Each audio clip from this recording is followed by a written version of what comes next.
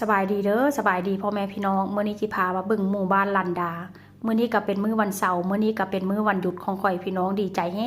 งเนาะนัดกับหมู่ไว้ตั้งแต่เมื่อวานนี้หมู่บอกว่ามื้ออื่นเจ้าพักข่อยก็พัก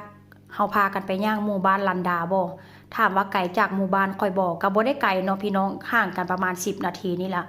ส่วนหลายหมู่บ้านนี้เขาเจ้าจะปลูกผักเป็นส่วนใหญ่ปลูกแล้วก็ขายต่อหน้าขายแบบปลูกแล้วก็ขายในหมู่บ้านเลยว่าเช่นซะพี่น้องเพราะว่าโซนนี้ส่วนใหญ่มันจะเป็นโซนที่แบบว่ามันจะมีอ่างแม่น้ำนะพี่น้องอ่างน้ำจืดว่าเช่นซะแต่ถ้าหากว่าเป็นช่วงหน้าร้อนเขาเจ้าก็จะมาอาบแดดแล้วก็กวางเดี๋ยวค่อยจิลงคลิปภายหลังให้เบิ่งเด้อค่อยกระถ่ายอยู่แม่น้ำหันกระไดแต่ว่าค่อยก็จิถ่ายแบบว่า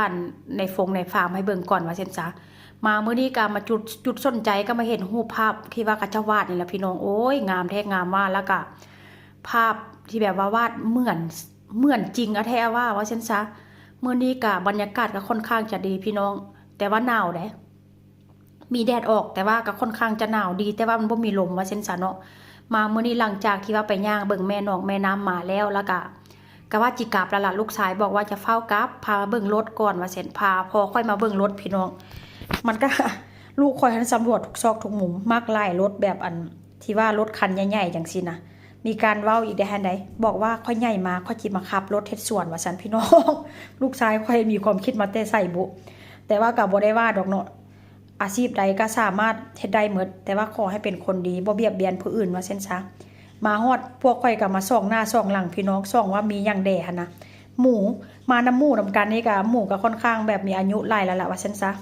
เมื่อนี้มาเห็นต้นอันนี้พี่น้องคล้ายๆกับต้นตะไคร้หรือว่าต้นหัวสิงไคบ้านเฮาแต่ว่าจับนี่บาดมือรถได้ใบอันนี้นะค่อนข้างจะหุนแหงหน่อยนึงเนาะ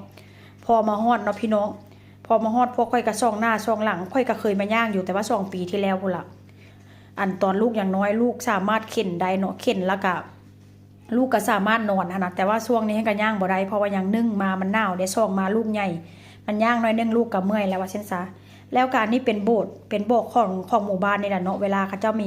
งานมีการหรือว่ามาสวดมนต์สวดอีหยังนะเขาเจ้ามาสวดก็คือวัดบ้านเฮาเลยเนาะบ้านเฮาก็ชื่อศาสนาพุทธก็มีวัดแต่ว่าทางนี้เขาเจ้าก็จะมีโบสถ์ว่าเช่นซะ